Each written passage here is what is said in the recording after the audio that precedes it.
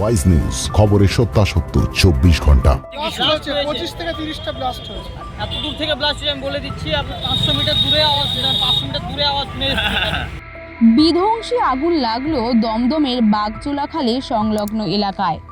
সকাল 11:30 নাগাদ লাগে এই আগুন লাগায় ভয়াবহ পরিস্থিতি তৈরি হয় এলাকায়। এলাকার মানুষ এখন আতঙ্কে আছে। আগুন লাগার ফলে ক্ষতি হয় এলাকার অনেক অংশের। তার মধ্যে একটি প্লাস্টিক গোডাউন থেকে আগুন ছড়ায় বলে খবর। এই আগুন ছড়িয়ে আগুন লেগে যায় গরুর খাটালে এবং আগুন লেগে মারা যায় কিছু গরু ও কিছু আহত হয়।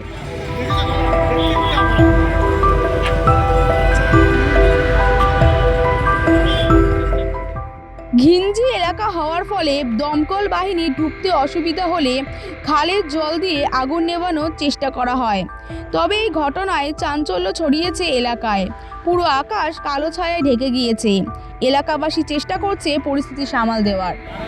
ঘাটাল ছিল গরু, এই যা আর প্লাস্টিক পালা করে রাখা ছিল পুরো। এইখানে লোকও থাকতো কিছু, তারা পালায়ন করেছে। বাট তবু এতটা বিষাক্ত আগুন, যেহেতু শুকনো প্লাস্টিক পালা করে রাখা, পরিষ্কার প্লাস্টিক আগুন লাগায় বা কিছু কিছু জিনিসের যেগুলো ফাটছে, কি আছে বোঝা যাচ্ছে না। মানে ব্লাস্ট হয়েছে ব্লাস্ট হয়েছে 25 থেকে 30টা ব্লাস্ট হয়েছে। দমদমের এই এলাকাটি এমনিতেই ঘিঞ্জি, ফলে আগুন দ্রুত ছড়িয়ে পড়ার আশঙ্কা করা হচ্ছে।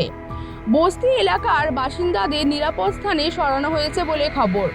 কয়েকটি বিস্ফোরণের শব্দও শোনা গিয়েছে বলে জানা যাচ্ছে। প্রাথমিকভাবে অনুমান করা হচ্ছে গ্যাসের সিলিন্ডার বিস্ফোরণ হয়েছে। স্থানীয় বাসিন্দারাও আগুন নেভানোর চেষ্টা করছে।